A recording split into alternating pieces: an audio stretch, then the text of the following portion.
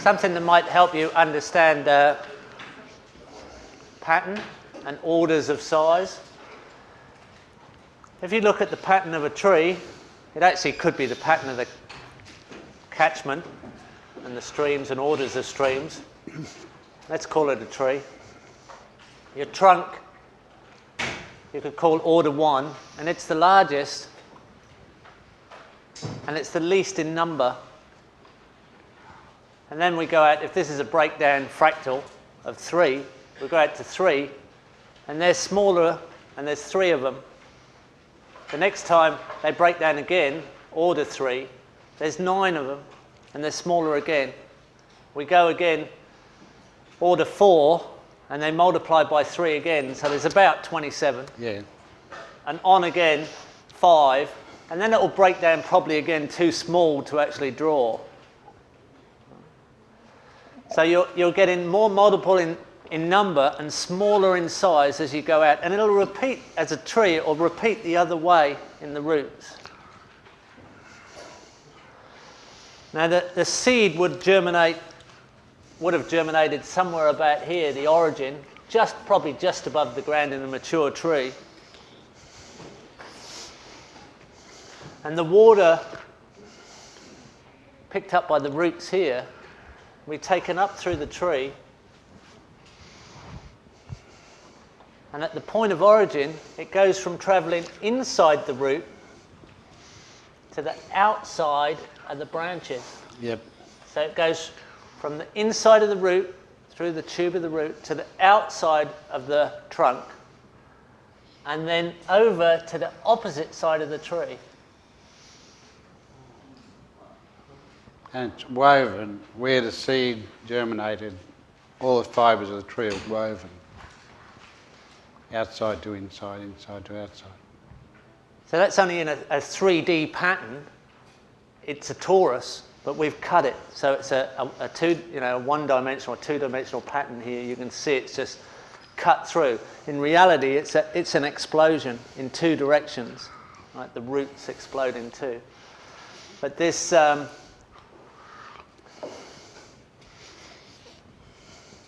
You tend to look at these things and ask a few questions about orders of size. Why does it not get any bigger? Why does it not break down again?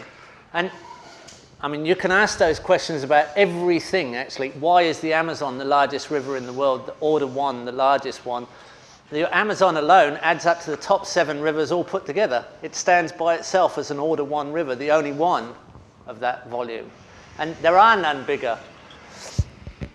But why does a tree not get fatter at the trunk? And why does it not break down again out on the branches and the root tips?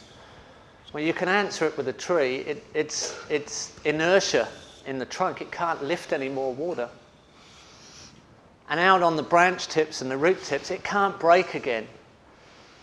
It can't break down again because of the viscosity of water. Water limits the amount it can lift, and it limits the amount of breakdown of fine order at the outside. It can't push through. Water's too sticky at that point. So water there limits the patterning. And with everything you do in pattern, you have to realise that you have to stay in the order of size. It's like the herb spiral works when you can reach across and touch the middle. But when it's 30 foot across, it's quite a disordered pattern.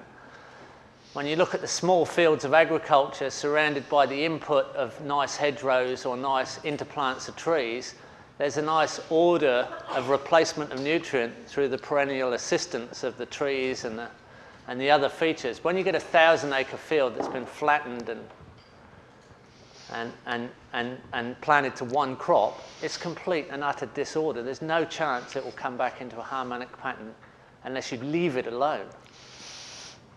It will slowly come back. So we have to get ourselves back into the order of size of our application to the landscape. And we can do it by listening very carefully to this whole subject of pattern. It glues the design together, and it's the one subject that's not in any other taught subject. And it's the one that would be thrown out by most academic organisations as meaningless. Yeah. in within the things we've been drawing, and Jeff did that single path through there. You do two of them, what have you got? Swastika. You do this two together, tennis ball. What's that? Yin yang. And this has a bit of that in it, and that has a bit of this in it. And so it goes. So all your traditional symbols are lying inside these patterns too. So they've been known for a long time. And this general pattern we did up there, that's the European woman's symbol of old times. It's been called a double axe symbol. It's not. It's a pattern of an event.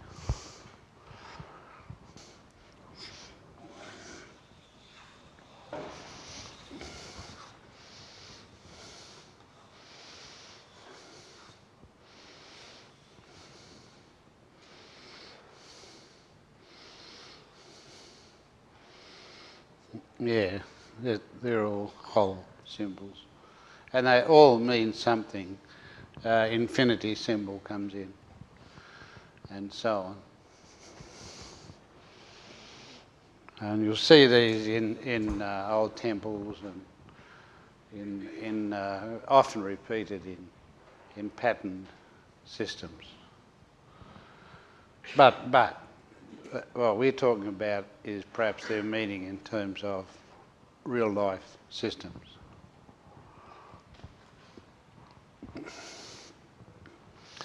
And it's true, you can get out of order. The order of human settlements is pretty strict, and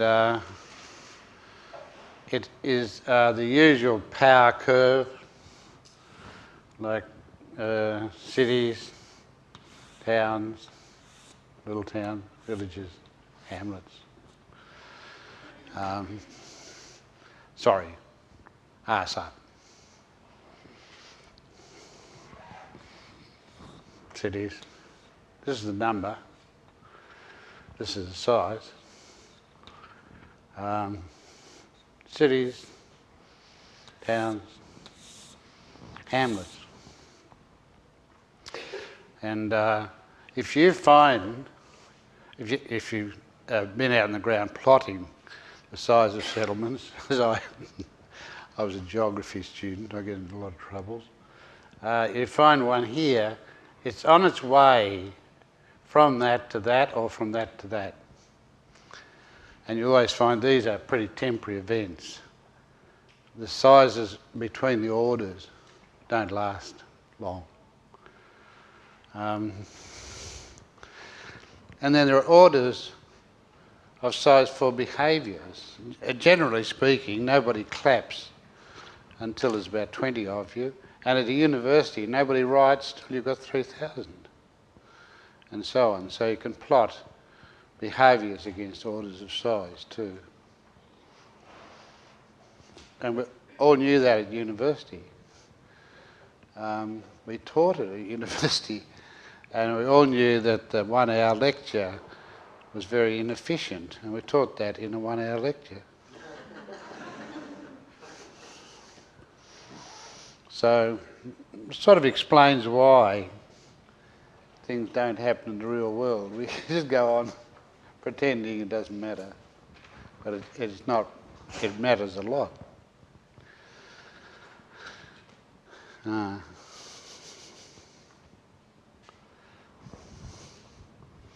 lost for the time being. I've lost my glasses. I've lost my notes. I'll just have to sit here and jiggle.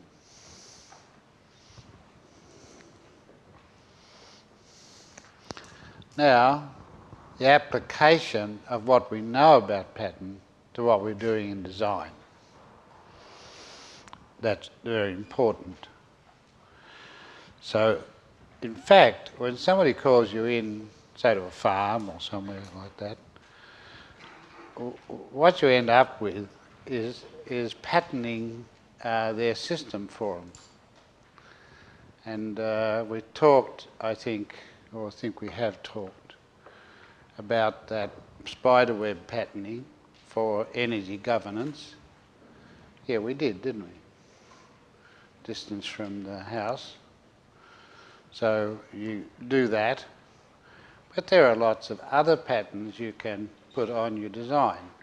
And sometimes the design turns out to be a very simple pattern from very complex information that you feed into it. A real example, up near the Murray River, the slope in the landscape is very slight. It's, 12 centimetres to the kilometre slope. You can stand there and you don't know which way's up. The only way really to find out is pour a lot of water on the landscape and see where it goes to. And I was given a job there on a very uninteresting 5-acre flat. And there was a main road here and a main road there. And there was a flood path through there. And there was no water. It was very uninteresting too. And people said they'd like to cut down the noise a bit, and the flood was a bit of a danger. And there's lots of instruction. They wanted a native. There's a little gate here. And so what we did, I made a dam for them there, just to get some earth actually. And then I put a wall, raised wall there. Under the wall here I buried their roof tanks, keep the water cool. And I put natives on here. And then this is the road in. I put a very large underpass there. So I had the noise covered. I had this is their house here. They're living beside quite a nice little lake. And their water's cool in these tanks and clean. And this is sort of a garden to play with. And the flood was split by the banks and went under these underpasses. And all in all, with a day with an excavator and a few very simple patterns, all their troubles were over. It's still there, they love it. And that's a bit of reality design. I do lots of them,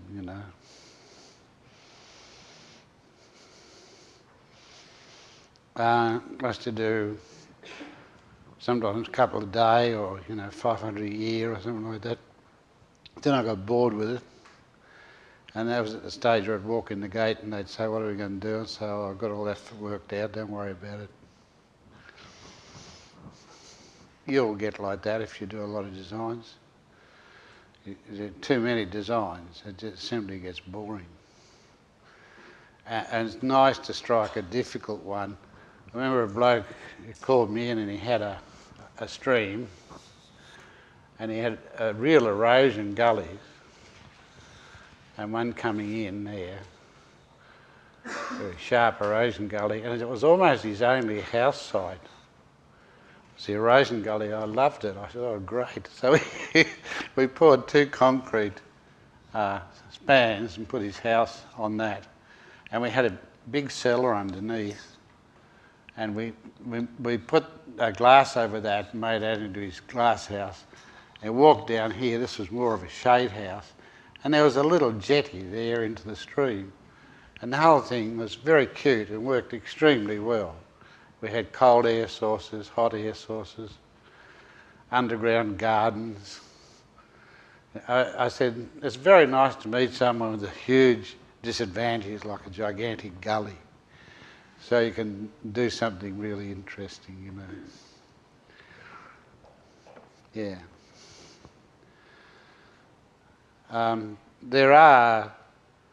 It's true to say that in the manual, permaculture manual, almost every drawing is a patterned drawing. And they all achieve certain ends, and some of them are very sophisticated. So when we made the spiral herb garden, we put a single 4-foot sprinkler there, yet the path length was 57 feet, about 19 metres or something, and you sprinkle it with a 4-foot throw sprinkler. And so your water use is tiny because it is an ascending spiral. And you have a shade and a sun side. So if this sun gets there and goes down there, this is for oil producing herbs, and this is for leaf producing herbs.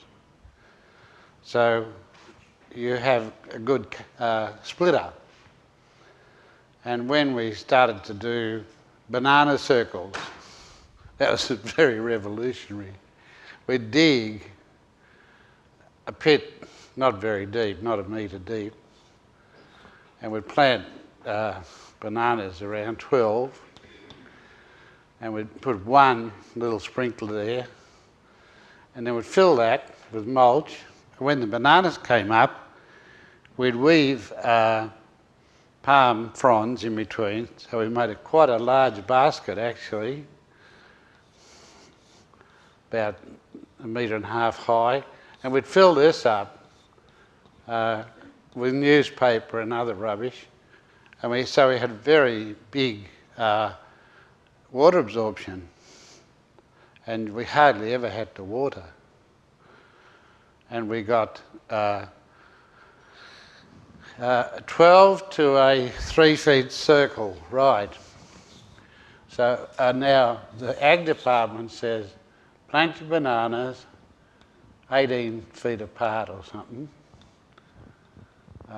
on the square, and perhaps you do that. But we said no, gather all these up, 3, 6, 9, 12, and plant them there. And what we found was the bunches are much bigger and heavier than when they're planted on the square. And of course we got a lot more bananas in this system than that. We just went on doing them.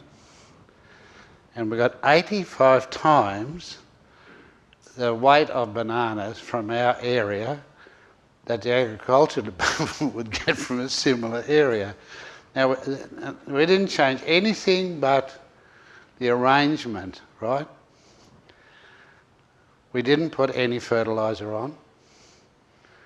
We didn't use any magic. We didn't play music to the plants. Yet we got a huge increase in production and very low maintenance. It was like a miracle. If you said to a farmer, I'll increase your production 80 times, what will you pay me? You pay you a lot. But in fact we did, and we didn't ask for a penny for it. And then we put coconut circles, 50 to the circle, about 5 or 6 metres across. That's pretty intense. And that has a very interesting effect. When you do that,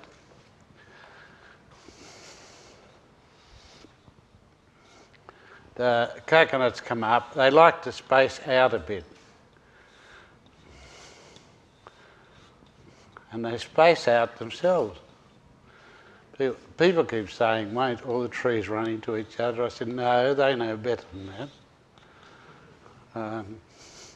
So do that, and what you've got with a coconut circle is a gigantic spring system, and it's very difficult to damage it in hurricanes. And that's important throughout the Pacific, because after a tornado or a hurricane, the island often has to close down for about 10 years before the food system starts up again. But with this sort of system, no, you don't. The plants are so dense they support each other. And this is very springy. So that's a quite good one too. Again, very high production. 20 or 30 times the production of coconuts on the square.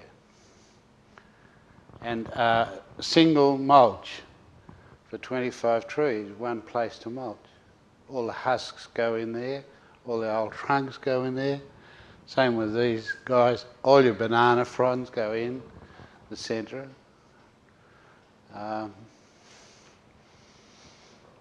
They're really simple and remarkable arrangements. Most people don't actually measure what they do, but in India, we had so many people, we had 4,000 women, we actually measured every banana that came out of our plantings and weighed everything, and then we knew how good it was. We got 85 bananas to 1 on the square. And Ag Department have to make a miracle superphosphate to get any increase in yield, but just by jiggling around in space you get, that's the point. If you change the pattern, you change the yield. I advise you to buy that sort of pad you can get which has little, about 4 mil squares on, and try reorganising your plant systems so you can actually count the number of plants you're getting into a form. And you'll come up with all sorts of new ways to plant. And each one of them has a different yield potential. Yeah. You okay about all that? Now, often I'm sitting around wondering about things, and one of the things I wonder is how many ways are there that you can vastly increase the yield simply by reorganising things? And okay, here are a couple, and then another one is to stack the system. If you've got a tipuana in the tropics, it's a big tree, and you can keep on cutting off the limbs until it gets to a large umbrella. It's a nice habit. Once a year it drops every leaf down. There's a mulch about this thick all over the ground. It's a legume. So it's a large nitrogen input into the ground. So you don't have to get up there and trim it down, it just does it. Then off it goes again. It's a strong tree and it takes any amount of vines. And there are a lot of vines you can grow up a tree like tipuana. You can grow your pepper there. You can grow lilikoi, the big yellow passion fruit. So the thing just pours yellow passion fruit down. And under here, there's a lot of trees you can grow. Jackfruit, love it there. And coffee. And so by tiering the system, you slowly build up a very good and very strong mixed forest. And I had one with 40 species in it. What I then discovered was that there are so many tipuanas per acre. It's not a lot, or a hectare. You probably wouldn't get more than 40. But with jackfruit, you get sort of 50 or 60. They're a bit smaller, although they do get very big. And with coffee, you'd get, a couple of 100 and so on. Now, I had all those in one system. So you've got 1 hectare with the production of 10 hectares. So Ag Department calls that hectare equivalence. So how many hectare equivalents can you get? You can get a hectare of sweet potato in there and it's not interfering with anything else. A hectare of lilikoi, a hectare of jackfruit, a hectare of tipuana, God knows what you want a hectare of that for. And up here in the tipuanas, I climbed up and put a lot of orchids up them.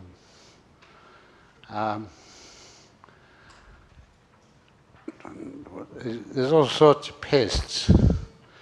And one of the main pests of a tropical garden is your average hippie. As fast as you put orchids up there, he gets up and sells them. Cuts them down, gets down, takes them and sells them. So you can't leave a place when you've got too many hippies around. On the other hand, hippies have a lot of uses. It's nice to use them to build dams in flowing rivers, especially thin hippies. And they're very good in water in the tropics.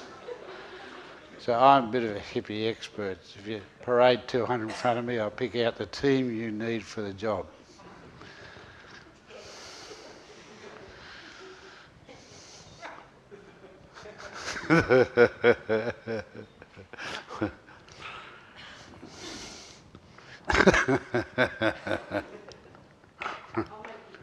Okay.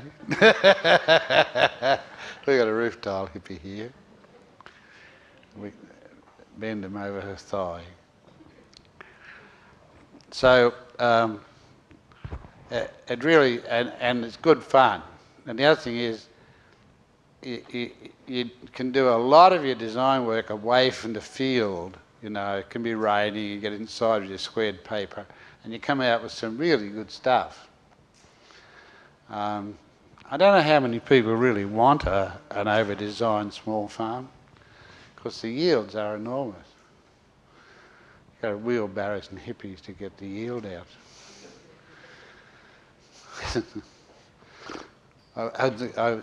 It's very funny, people are strange. I always put a lot of ginger under these systems because ginger is a on-the-floor plant. And people come through and they'll come back to the house and they'll hold out a great big basket. Look what I found in the garden, ginger coming up. You know, like, so, yes, how do you think it got there?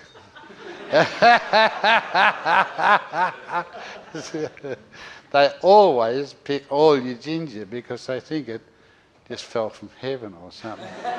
Or fell out of somebody's basket, shopping basket or something. It's hard to say. Until you've made a garden. And the other thing, you can make, I had a nice garden of 5 acres originally, and people would walk through it, squashing, you know, all sorts of things under their feet, and soft thuds falling all around them, you know, papaya trying to break their necks for them. And they'd come up the door and say, "Where's your garden?" They would, that's the truth. Yeah, I said, "That jungle you just walked through, that's my garden." If you're not out there hoeing it and sweating and haven't got in rows, where is it? Yeah, you should do a little garden, just so it's a little straight rows and stakes, and chop all the weeds away and do them something that satisfies them. But they do, they ask where the garden is. Bill, the garden at Tyalden, the 5 acre one, is that still alive, or I heard that it was... The chap that bought it needed a place to park his bulldozers. So he bulldozed it, as far as we know. But that always happens. You know, you start from something cattle trod down and you make a paradise, and they want to buy the other farm and cut everything down and run cattle, which might happen yet, or we might be able to sell it to somebody who likes fruit or something.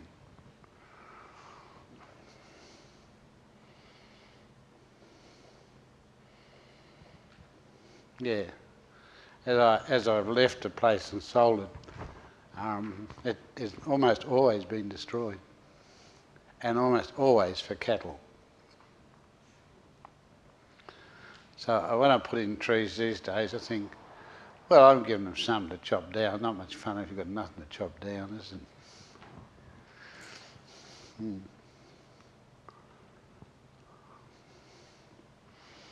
You come to some awful realisations. I realised working by the roadside between my little farm and city of Murwillumbah, just on the roadside, I could plant enough food to feed the whole town easily. And then you realise, well, so nobody could sell food. If when you're walking along the roads, all the roads have got food line along them. And you know, what's more important, profit or survival or what? Obviously profit seems to win out.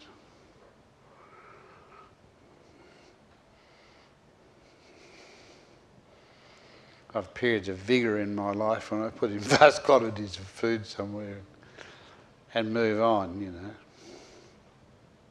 Not right now, I don't feel that inclined to do it. Any questions about patterns and things? Life in moving fluids, who was studying that?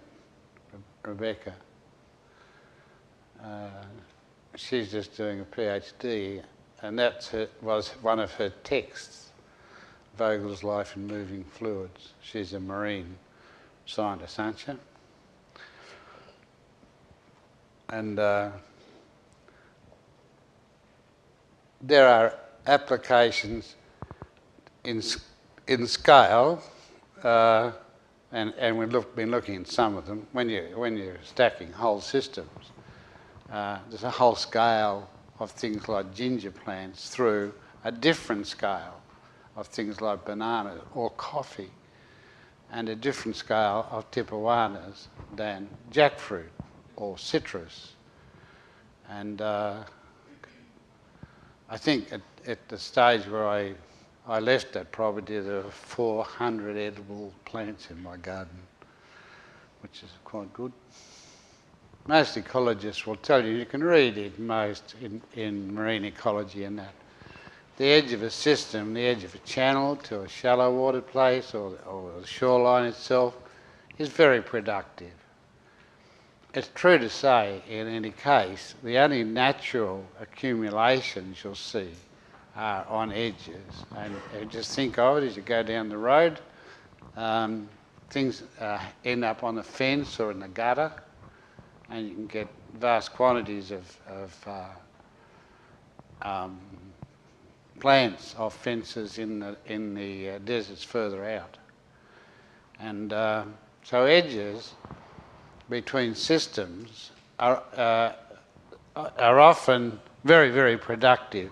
And in the sea, they long ago worked it out that the number of species on land is that, and at sea is that, and the edge is here, and the edge has both these lots of species and some of its own. So the edge is always highly productive. Edge of forest to grasslands, grasslands to shrubberies.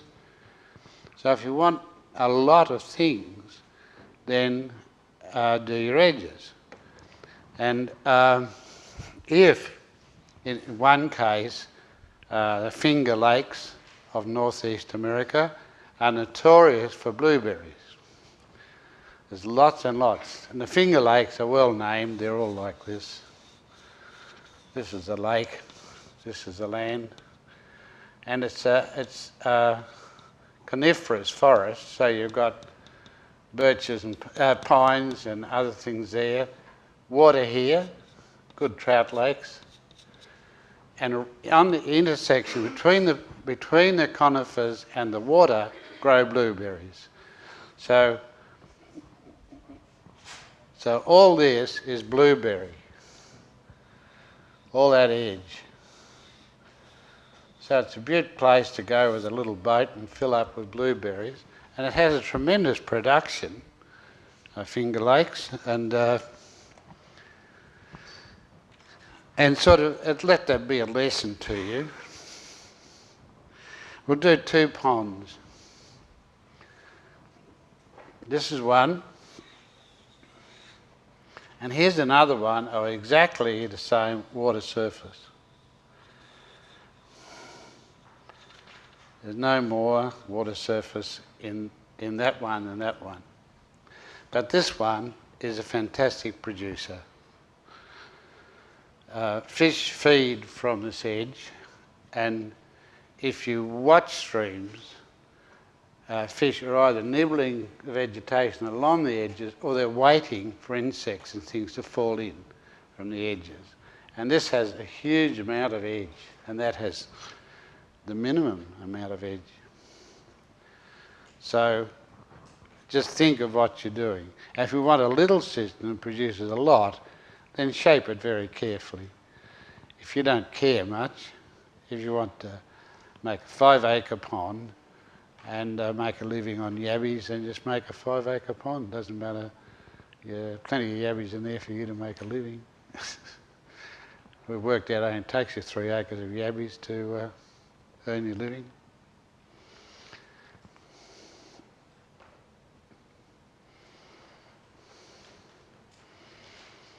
I've done some silly things which might be very well recognised by you.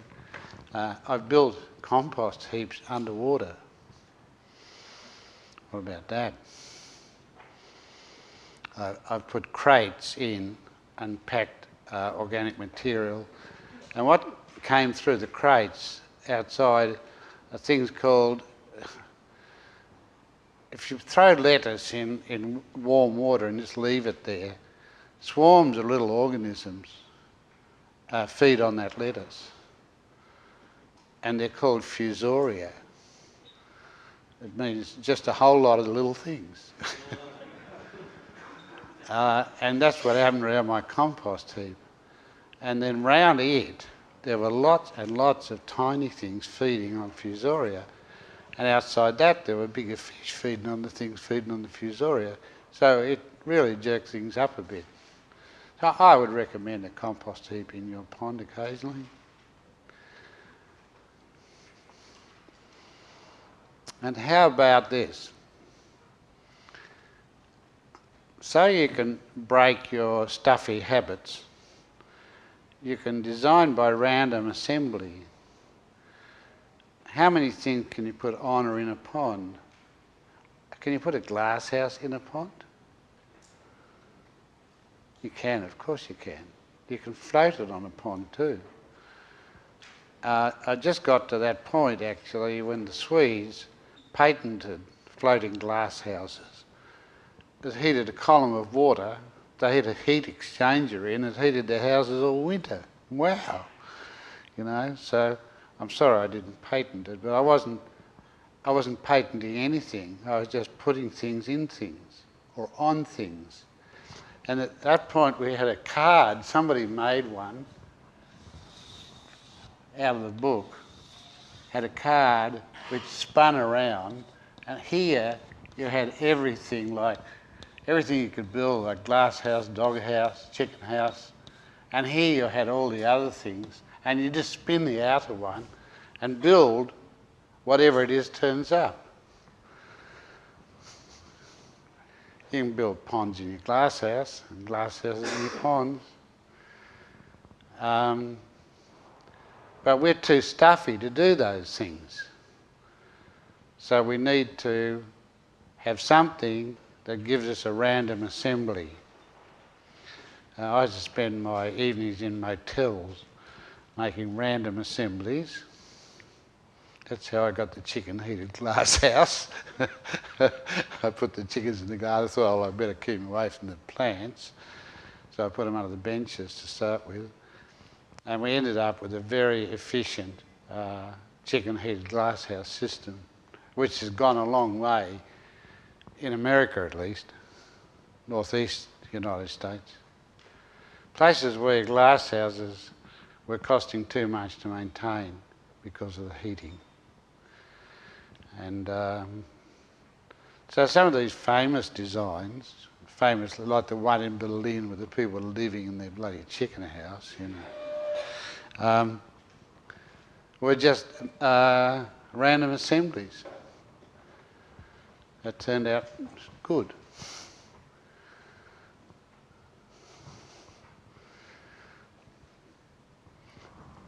Really, design is about shuffling a whole lot of elements into all different arrangements. The elements are essentially simple. Almost everybody wants a few chickens. Not everybody, but almost everybody. Almost everybody wants a few fruit trees. Almost everybody wants the same things. So it's a matter of putting those in different arrangements.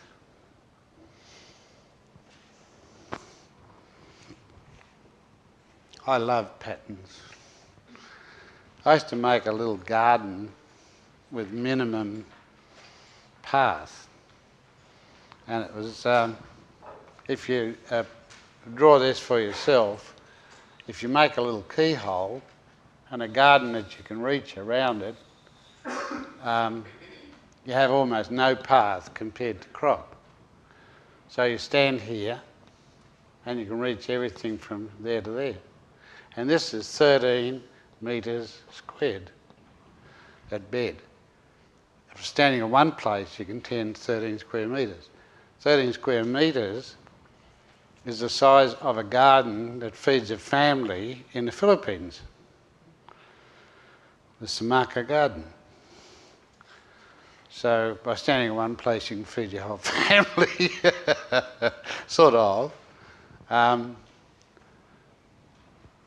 And you can get all the data on those sort of gardens from the Ag Department in the Philippines, or I think probably too from Hawaii, because they're very interested in small. And in Vietnam, the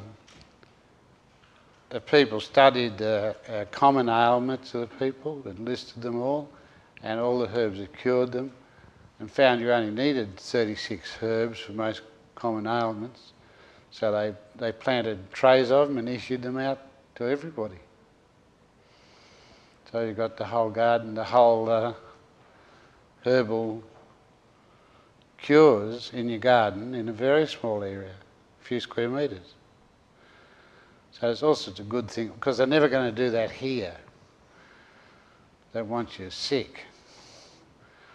Little Johnny makes more out of you if you get sick.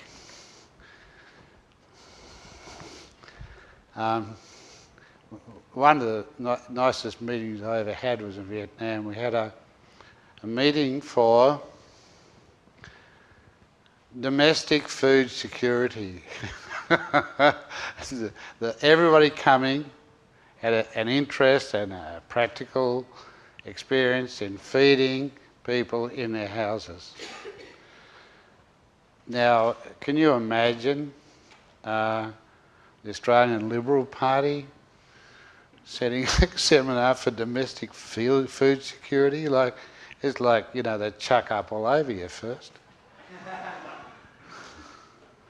So those of us who went, we all went there because we believe that you should be very secure in your house, and that should include all your food and your water and everything else. And those who went were good designers. One of the chaps I met there was Takeo Furuno from Japan, and he fed 100 families. He supplied them with their rice, their eggs, ducks and chickens, about 14 or 15 sorts of vegetables, and he delivered it to their door. And what do you reckon about that? And you come home, and here's some poor bastard going broke on 5,000 acres and feeding nobody.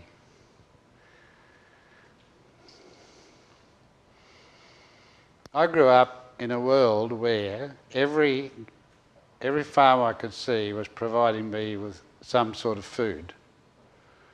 And I live in a world where no food is produced on any farm around me that I can eat.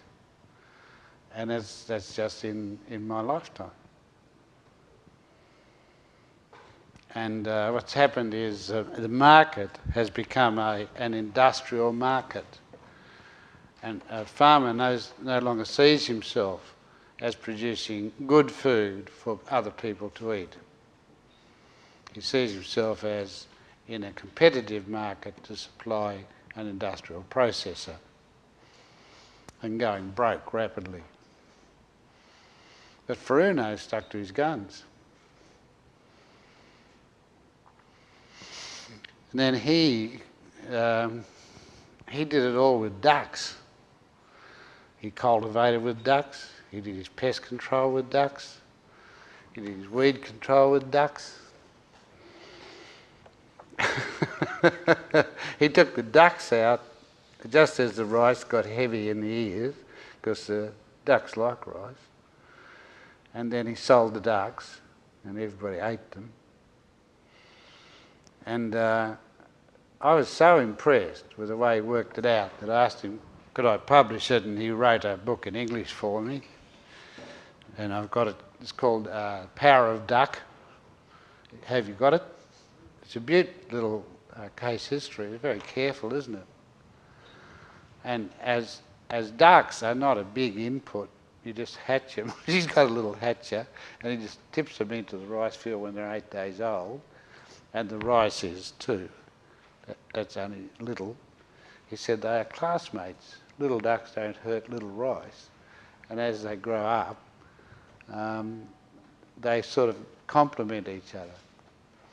It's a beautiful way to farm. And he feeds 100 families. It's pretty amazing. And it's not a secret system. You can read about it and understand every part of it. It's really good. So that's good planning and good design by a very experienced farmer in a culture that he understands. So he's a lot better off than most people.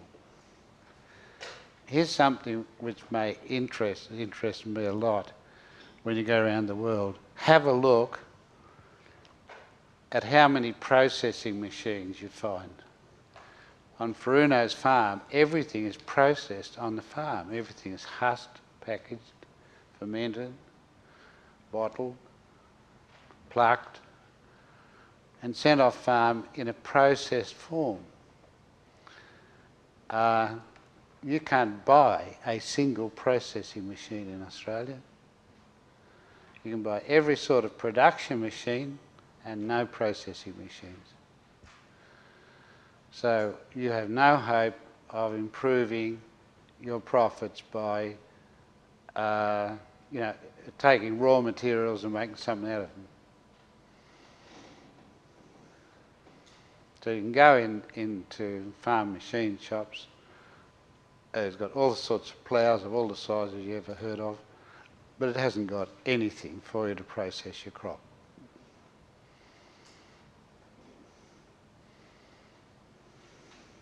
I tell you this, so when you've got a small farm, 3 or 4 acres, and you want to make $500,000 a year, which you can, you better scoot up Japan and get your processing machines. They're all very tiny. They have tiny little seats, like a plastic chair on them, little headers and baggers and things, and they don't cost much. And the other place that has some, but is running out, is Italy. Italy has quite a lot of processing machines. And India has a few, but Australia has none.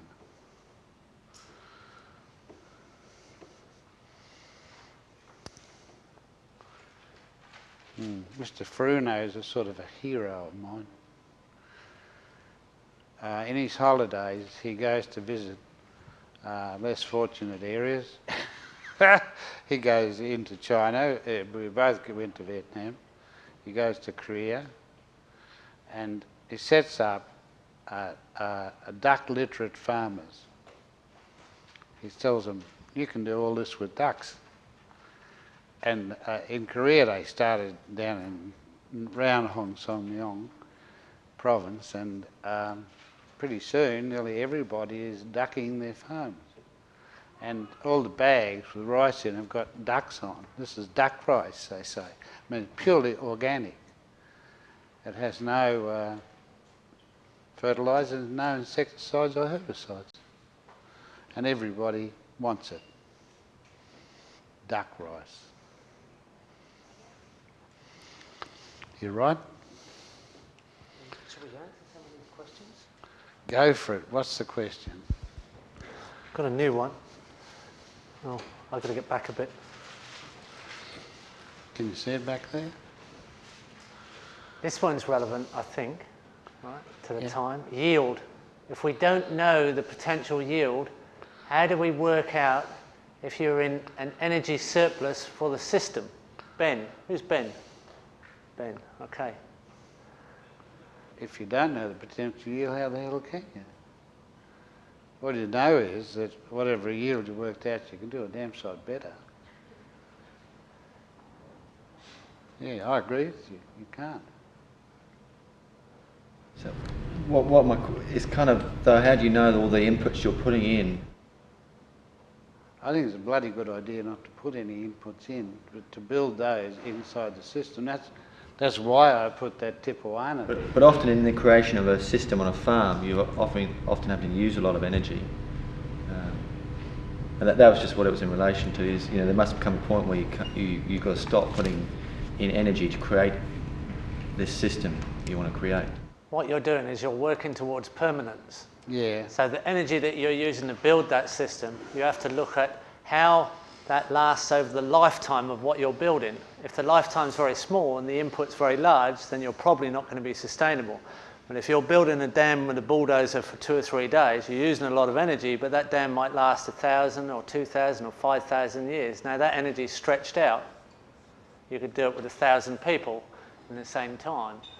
So you've got to look at what you do as being working to permanent establishment. If you're spending a few days planting trees and those trees establish a permanent forest system that goes on indefinitely, then the energy you spend in those few days is nothing. Nothing. You can find systems like date palm overstory food forests Olives in on Morocco them. that are 2,000 years old, Yeah. and they are still continuing today. So the energy of establishment is gone, it's dissipated over those 2,000 years, and the energy of maintenance is very small in comparison to the yield that comes out. The yield per tree might be smaller than a monoculture, but the yield per square metre for the energy input is very large. So you've always got to do this audit of what's going in, what's going out, in establishment and maintenance over time. And how do you relate that to, say, solar electricity, you know, through photocells?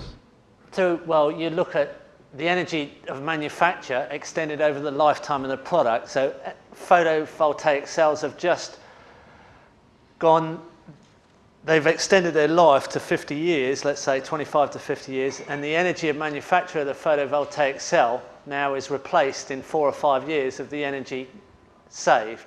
The fall down on the solar system is if you're using batteries.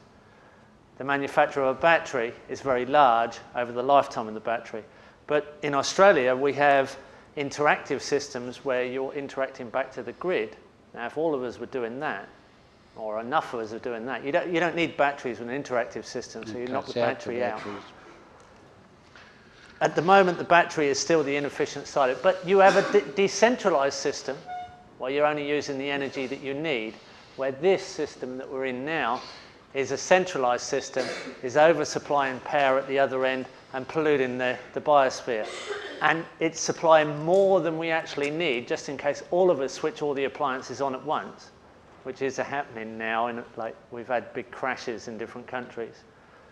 So you've got to look at decentralising power, but in the energy, in the yield side of it, you've got to look at making sure what you're establishing is permanent, or as permanent as possible, and then you can work as hard as you like creating permanence, because it extends the energy forever, more or less. I gave you very early on the fact, you know, there's a dozen trees are going to give you a yield for 1,000 years. Olives one, and dates another, and there are many others. And I said, can you spare half an hour? You know, you've got them in. And it seems very obvious that people can't spend that half an hour. But it's worth it. I stuck in, I don't know, 500 minus per year recently for pine nuts, but they also provide all the fuel I'll ever need for cooking and heating the house. And, you know, lots of vitamin C if I ever get a cold. So it depends on how you're planning. You can't say what your yield will be unless you plan for specific yields. It feels very meaningful when you're reasonably sure you're working hard to establish permanent systems. And it feels like very healthy work.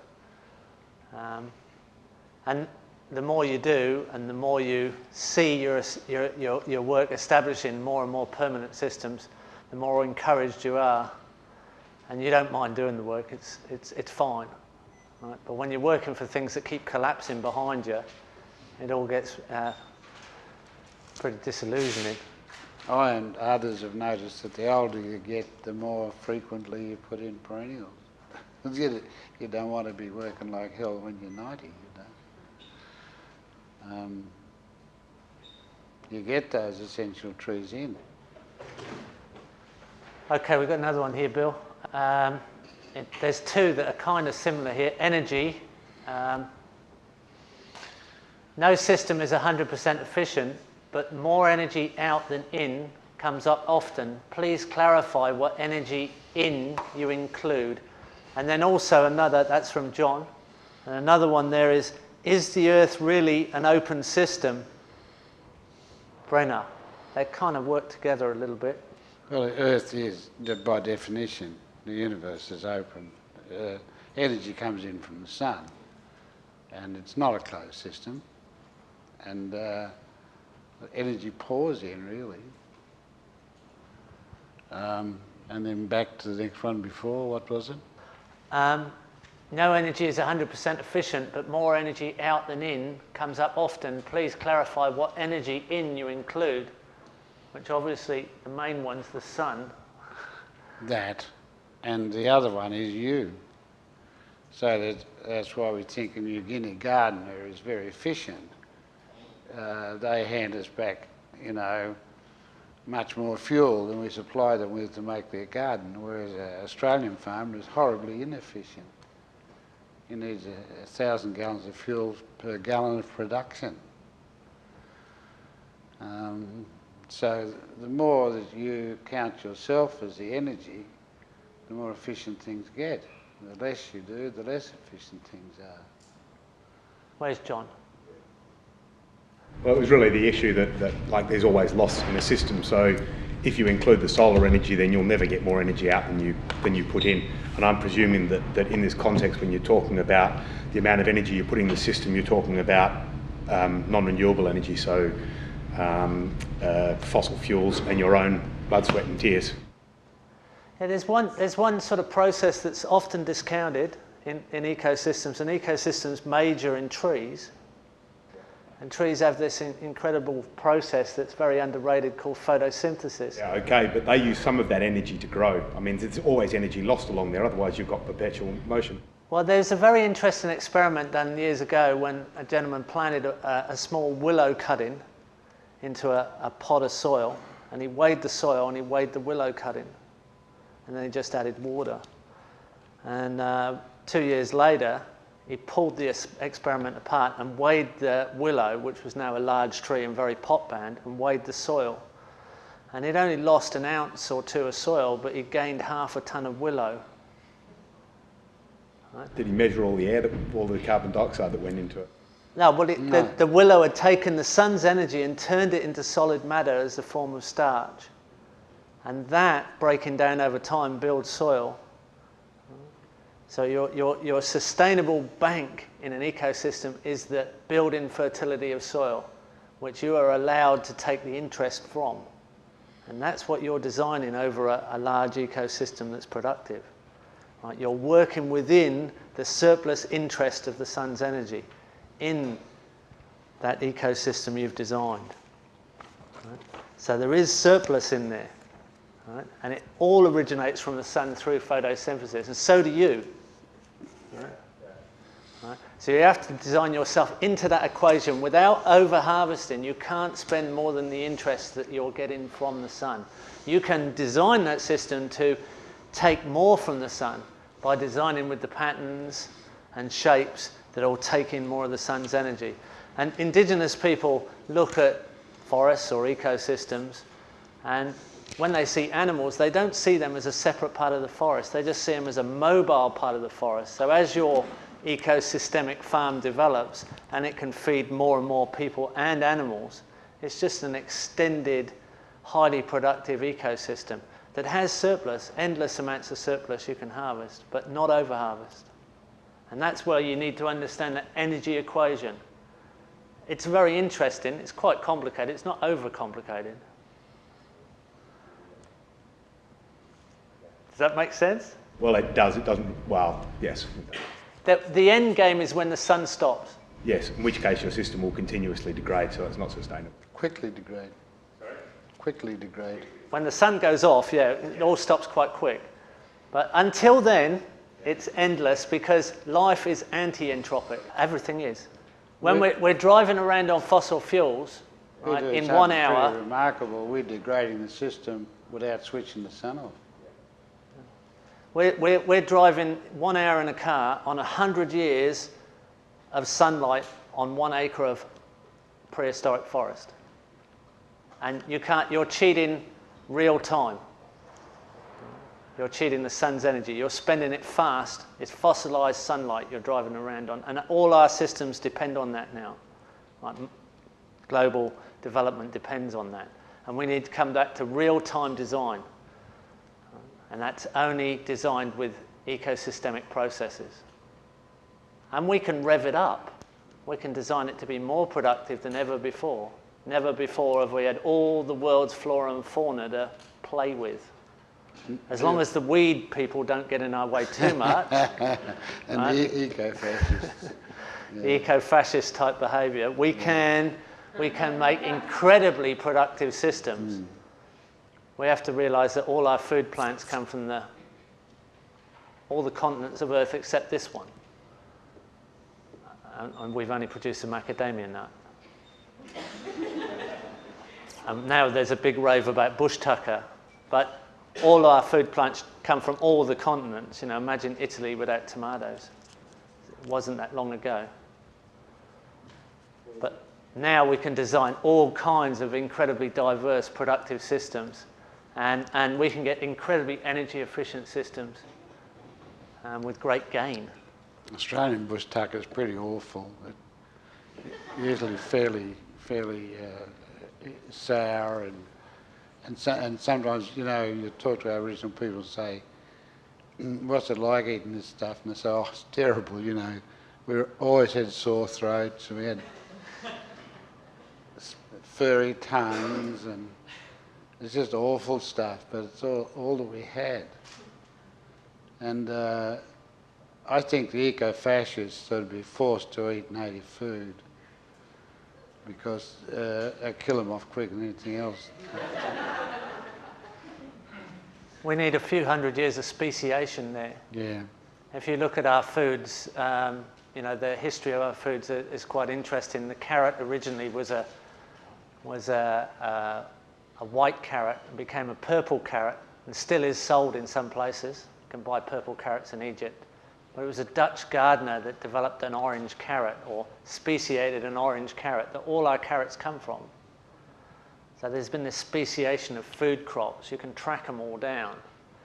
We know that tomato comes from the Andes and the potato comes from the Andes. Cabbages come from the coast of France. And that's the original coastal succulent still grows on the coast of France. All the origins are there. And we've been part of that speciation. It's kind of adapting creation. And we need to encourage speciation. You have permission to be part of creation with these type of systems. And develop the bush tucker over a period of time. It's late now. We could have started 200 years ago, but we didn't.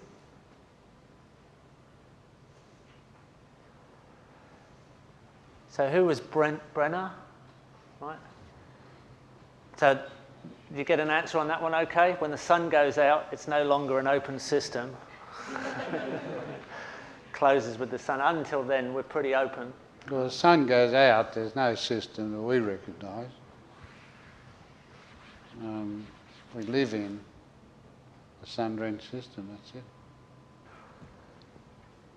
Termites, the input of my voracious... Whose question is this? That's mine again. I live in an area where the termites are very voracious, and their input is my house and my fences, and their output is termite shit and dust. And the least toxic way I've heard of to deal with them is using termite baits, but that still injects arsenic into the system. Do you know of a non-toxic way, apart from turning it into a didgeridoo factory,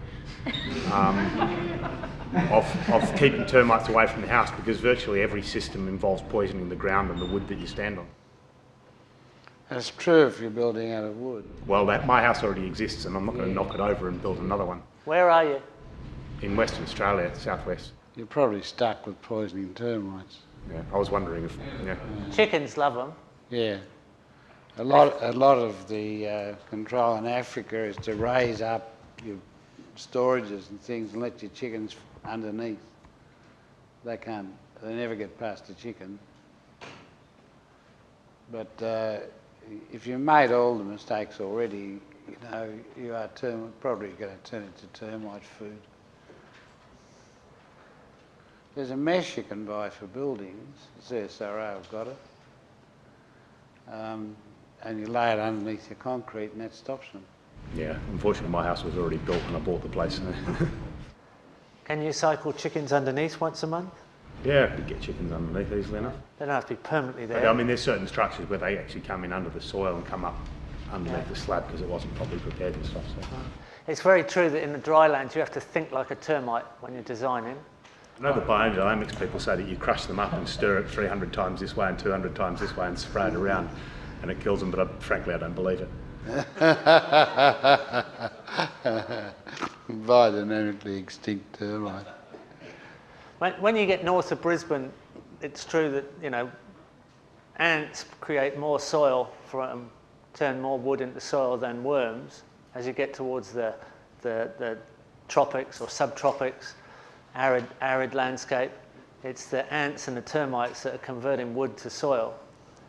And you know, the more you actually feed the termites, the more they'll build soil for you. And then you've got surplus food for chickens then, if you can cycle chickens through that. And often you can distract them away from houses by doing that. Right? They'll come to your house when they're very hungry. They haven't got much else around. Right? So if there's plenty of food away for them, they'll go towards that food, and you can cycle chickens over that area then. So building up piles that will attract them and then cycling chickens over that area will help. But you've got to think like they do. They build the soil for you in those landscapes. In Zimbabwe, we'd make pits, and only so deep, and we'd fill them up with cardboard and paper and water them, and every termite from miles around came in, and then we'd shovel them out to the chickens in sequences. And that way we fed the chickens and we got rid of a lot of termites, and we didn't have much sign of termite in the houses at all. So you're not getting rid of termites in the sense of you've got just as many termites as you started with, but you've got them where you want them at least. Yeah. You could hear them too, you know. They're pretty big there. You could throw a sheet of cardboard in and listen. It sounded like Pac-Man.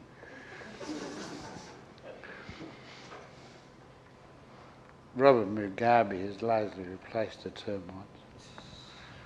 He's a bit more of a threat.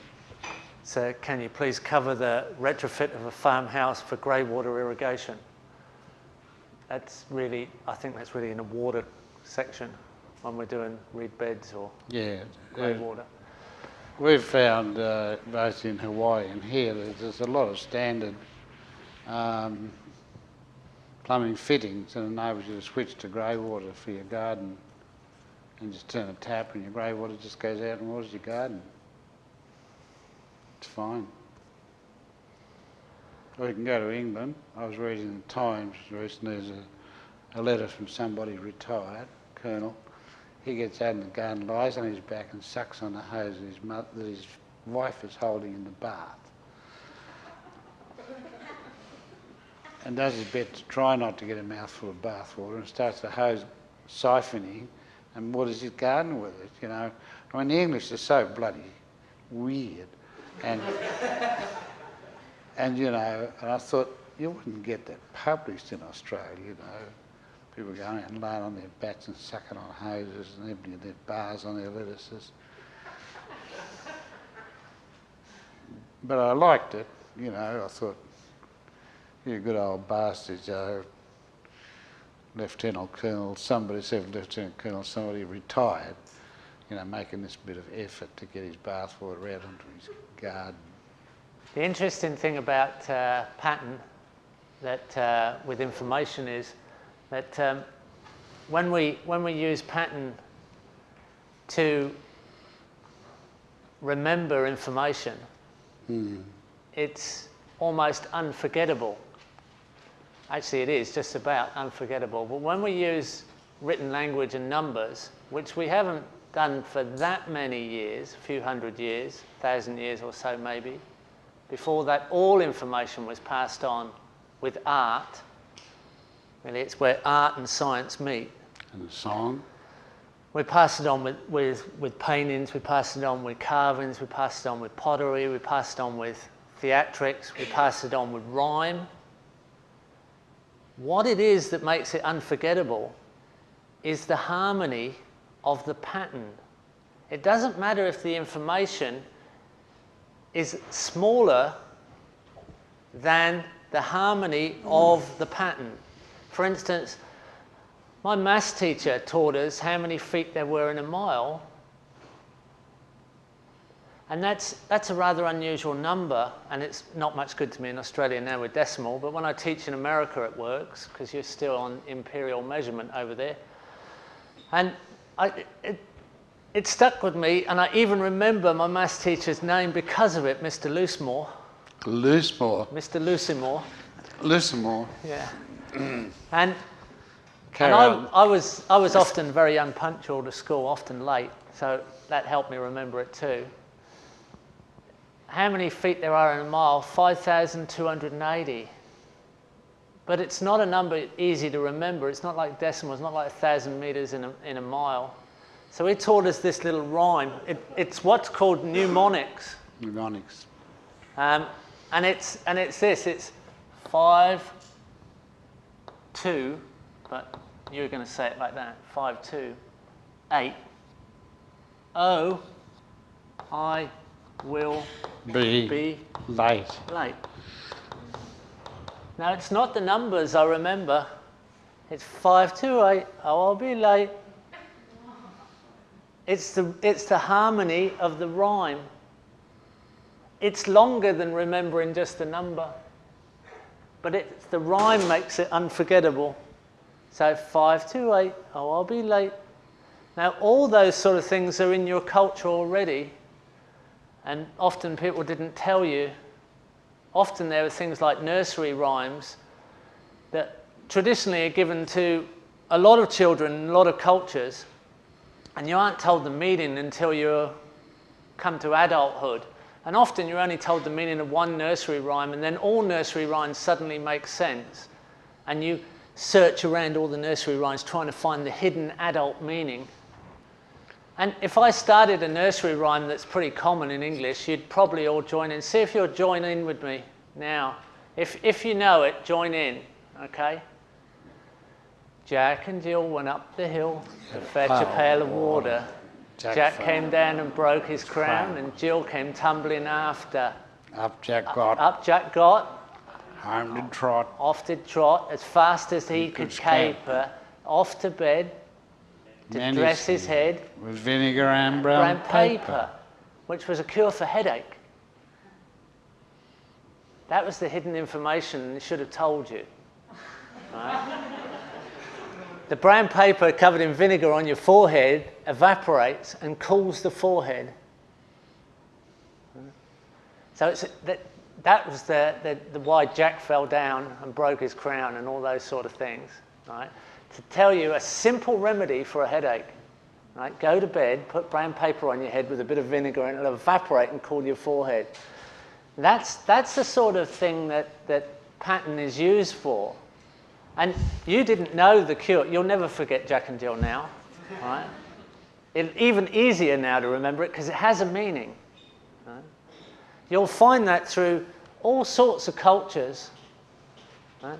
Some cultures are song and dance. If you go to Brazil, there are at least 50 songs that the average person knows. And if you're in a permaculture party and someone stands up and sings a traditional song, no one in the audience can not join in. You'd have to gag them. You have to hold them down.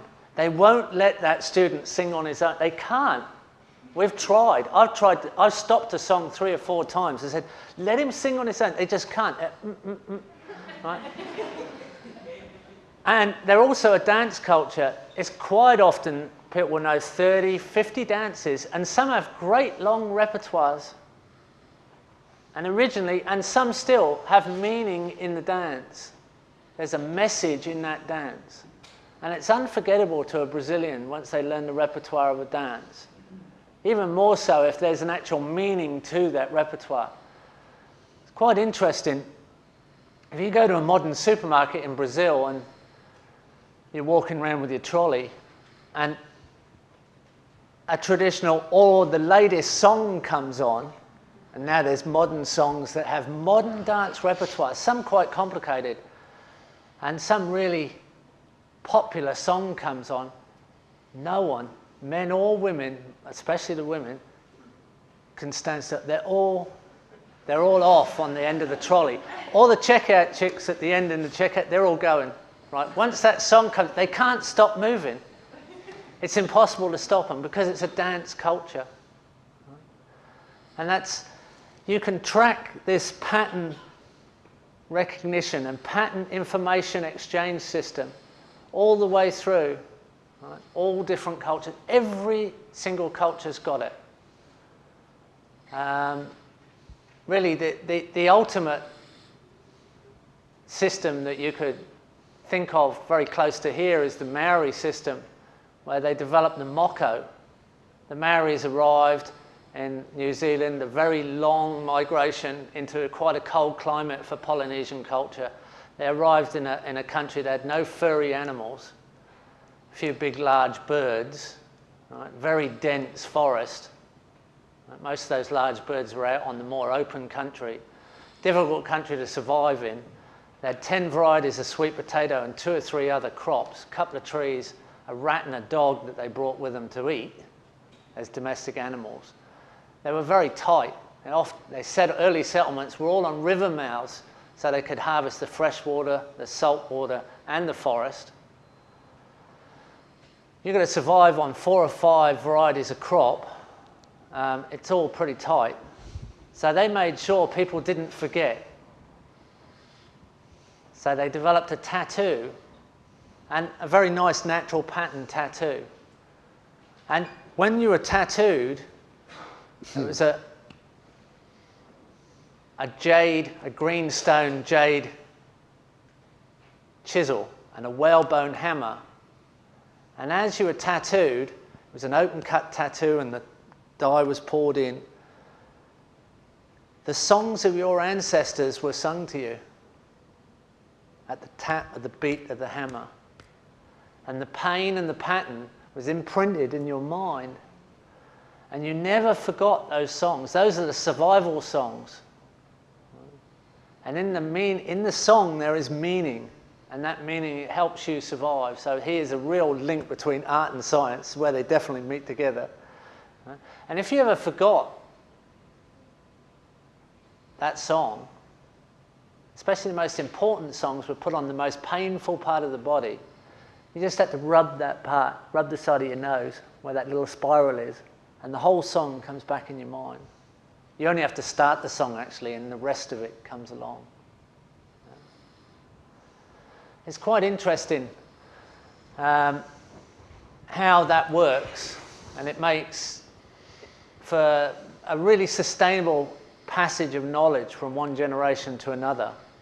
We need to sort of reinvent this for modern times and appropriate to the species that we now have that we can use. I've often told Bill's story that he told earlier about the snails and coming at where they hide in plants that don't burn. I've tried looking all around the world at different places I see snails sleeping, and they're always in plants that don't burn. I've described that to students, and they said, oh, well, you surrounded the garden with snails. If you don't want to eat them, what do you do? Well, you can put ducks over them and forage them with ducks, or if you don't want to eat ducks or have surplus ducks, you can put habitat for blue-tongued lizards. And quite a few students have made songs up about that. It's an interesting song. You've got snails, you've got bushfire, right? You've got fireproof plants, you've got ducks, you've got blue-tongued lizards. They're all the ingredients of an interesting song that you don't have to have the meaning there. It's like a song that you can teach children that's good fun, and eventually it's a fireproofing song. You don't have, all you have to do is be able to observe where snails sleep at dry times. So there are many things like that that pass on information and put you in place. And when we look at the patterns that surround us, that we think we can measure, mostly because we've created them, they're all very square and very straight. You fly over the landscape, it's all square fields. When you look at the real landscape, forget the fields, forget the straight rows, it's a continuum, a breakdown of patterns, the streamlines, the folds of the hills. It continues from one space to another endlessly. It's not broken up like we've broken it up with boundaries and straight lines to dominate the landscape. So we really think that we're in total control of it all. And really there is no straight lines out there. It just, all they are man-made features. We made this computer screen so we can measure it. Right? Everything out there is moving. In fact, this computer screen is moving, although it looks stationary to us. There's an interesting song that you could learn. I've recently learnt it. That puts you in place around the known universe, or the giant universe out there, and it's by Eric Idle from the Monty Python crew. Does anybody know it? You know the whole song? Well, to sing along with, I can sing it. Yeah? Maybe I forget if I try to do it now. It's the universe song, yeah? You stole my act for the party. Oh, stop, leave it there. We might let you have it then.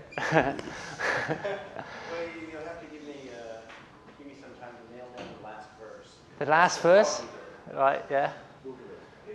Yeah, you have to Google it. But it starts off, remember we're standing on a planet that's evolving and revolving at 900 miles an hour.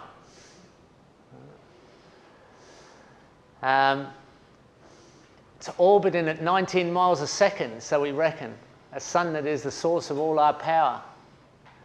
The sun and you and me and all the stars that you can see are moving at 1 million miles a day in an outer spiral arm at 40,000 miles an hour in a galaxy they call the Milky Way. The galaxy contains 100 million stars. It's 100,000 light years from side to side. It bulges in the middle, 16,000 light years thick, but out by us it's just 3,000 light years wide. And so on. And so on. I won't take it all, right? You've already stolen most of his act. I let him have the rest of it. It was going to be my act. We can do it together. But you can see we're moving pretty fast. 900 miles an hour on the outside edge of the planet. We go round 200 million years. Every 200 million years, we go round in the galaxy.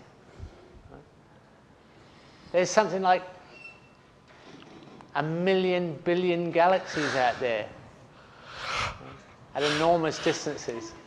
I wonder how many of them got Christians on them.